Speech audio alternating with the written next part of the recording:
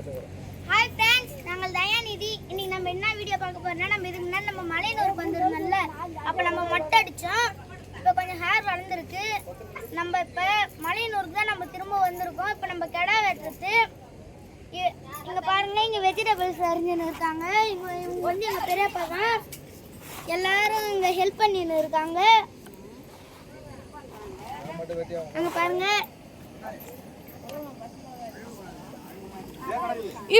எங்க பெரியப்பா பாருங்க. எங்க பெரியப்பா தான் ஆடு வெட்டுறதுல இருந்து கிடா வெட்டுற வரைக்கும் அவங்க தான் ஹெல்ப் பண்ண போறாங்க. எங்க அத்தை தான் இதுக்கு வந்து மாஸ்டர். எங்க அம்மா வந்து அசிஸ்டன்ட் ஹெல்ப் பண்ணுவாங்க. நான் மதியா சொன்ன கஞ்சி அவள போட்டறானே அது இல்ல நமக்கு சைடு சார் இவங்க தான் நம்ம சென்னையில இருந்து வந்துறாங்க. ஹாய் காய் சொல்லு. ஹாய் சொல்லு. இங்க பாருங்க, எல்லாரும் இவங்க தான் நம்மளோட சீஃப் கெஸ்ட். எல்லாரும் இங்க வந்துறாங்க சென்னையில இருந்து. ஓகே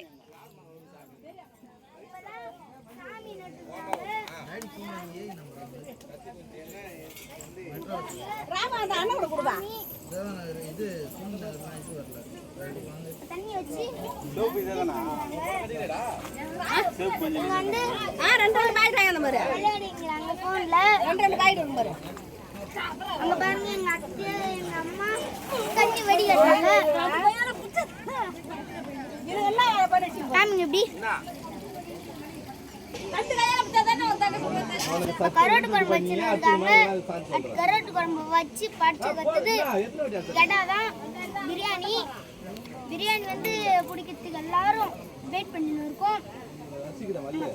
இப்போ நம்ம இதுக்கு முன்னாடி நம்ம வேற இடத்துல தான் நம்ம இது மாதிரி பண்ணுவோம். இப்போ நம்ம புது இடத்துக்கு வந்துக்கிறோம். குப்பையா இருக்கு. தயவு செஞ்சு ஒரு ஸ்மால் ரெக்யூஸ் எங்க பார்த்தாலும் கண்ட இடத்துல குப்பை போடாதீங்க. இதால ஏன் கேக்குது ஸ்டாப். கண்டபடி தயவு செஞ்சு குப்பை போடாதீங்க. அதால இயற்கை எவ்வளவு கெடுது தெரியுமா? இன்னொரு ரெக்வெஸ்ட் கேட்குற கண்ட இடத்துல இந்த மாதிரி குப்பை போடாதீங்க. பப்ளிக்லாம் இந்த வீடியோ எத்தனை பேர் பார்க்குறீங்களோ அத்தனை பேர் குப்பை போடாமல் இருப்பீங்கன்னு நினைக்கிறேன். பாய், இன்னொரு வீடியோவில் செஞ்சுக்கலாம்.